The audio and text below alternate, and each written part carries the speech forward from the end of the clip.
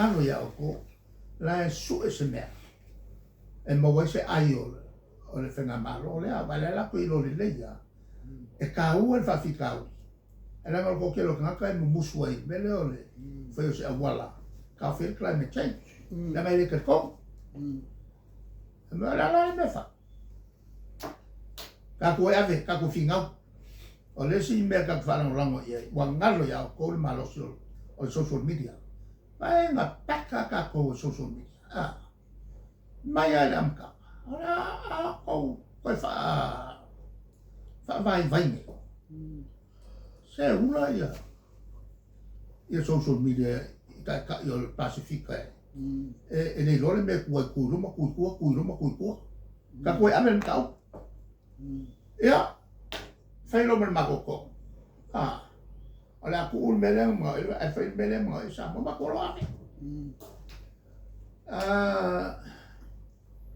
o masingo te sema ma ku ferele ye lo o Paris o le presidente o fongo a coa Paris Agreement o le flam o ye foi le faulunga malo flam o le la ma ai te kaya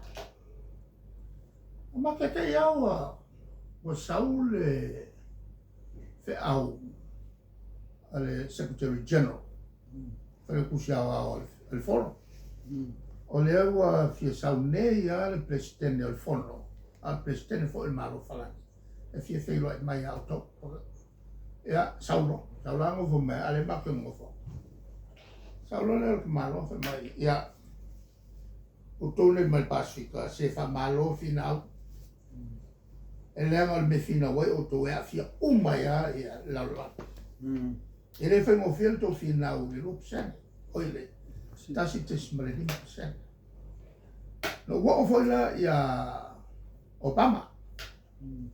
au mo ma ya Obama o ye na fo le tasi te smale 5% ayala o nga fa kaya ke o ile fono au fe tu la fono Amerika langa e ko kele le sivana ma wai lori le ya an waku nei le me wo sai le twitchi pero twitchi foi la ka ko music ko so se fe ngai nga ka wa lo fa va malo a sai lo twitchi e le mfailang sa ngai ave congress mo no we al congress e pingi mo le il boko sui ko ave le senate a sao mai il congress e fa sciocchi il senato e alla lo me fa ma ko fina ave me cara ma e fai la mato e via in pi vai poi le memo le agreement e ma lo si le treaty a fa ngai il mo le uta ftala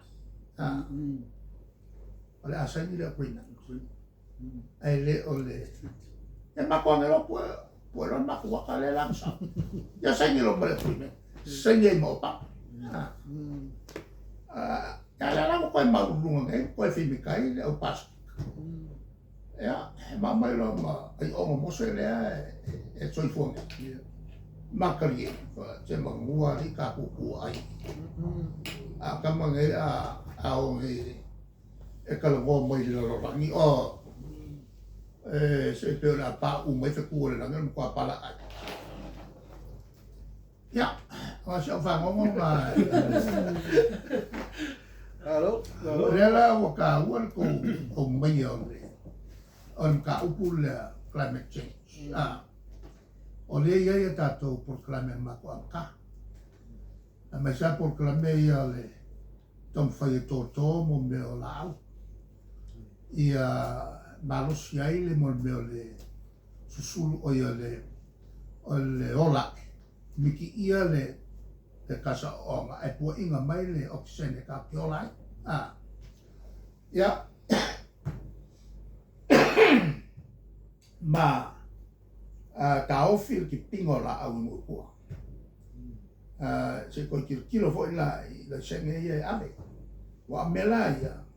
a fai makule ki kai o ka ko la mea. Makule le meia e fai tato so soni mai ai e tātou to mai mela work out ai pe o le ale e fiel ke le o kako kaponi le kako ngofo mangosi ai fiel o ksene ya mela nga me fai o kako fakau ya kumu ia over kere la ko fa ma o kapo e mela nga o carbon trading le kau ngangu mai ai ya min sky e mal mele ai o ke fia ala e mamla mai ai le min sky o le menari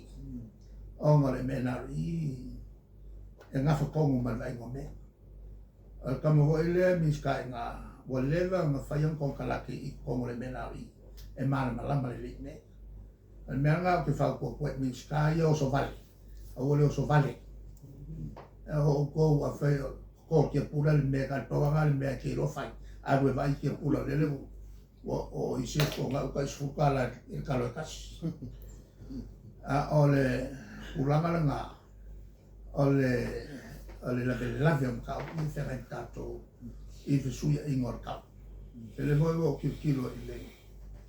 il kelle o meie saulalo o scientific journals ele wo vai ku o le kele o le melale wo vai ku pe wa makanga kele swinga yala sui ka ko ngal kelo ele pe ya wo ye se vedi kele e ongo break up ai ya le ku sai o Africa ai oso longa sami ko ala lo ifo le poli ai sana le ngange a ho maku ngai ai sarunga ai o ko vai la le ku ku ai la lo isi fare che kele alongo I la lo sami ai falling on mai o menga sa ola ila au kele mo ola bang kele la e la lo le avo o isa pole maku lo venga walu foi la lang su ya ele felang ka ko lo fo ngale ku la nga isi kusi e avo kusi ka upsisi o isi nga fam kala ngai au mai o nga ko ka mai kele le ku le sala la kalepe umolo la ai fa papa mo ko pakangu mia ia isi ai ke ya la wo mo nge mo mele ma lo su technology o le kele yo ai ngai la lo nga fale ku kule la lo o le avo o le por eso ma e ma mo me o yo ke kele bo ye fia ia I ana ngai mo kwa pui le le nga fa kele ngai la o le mona sau ya wala nga kala fa go ngi ya Alama,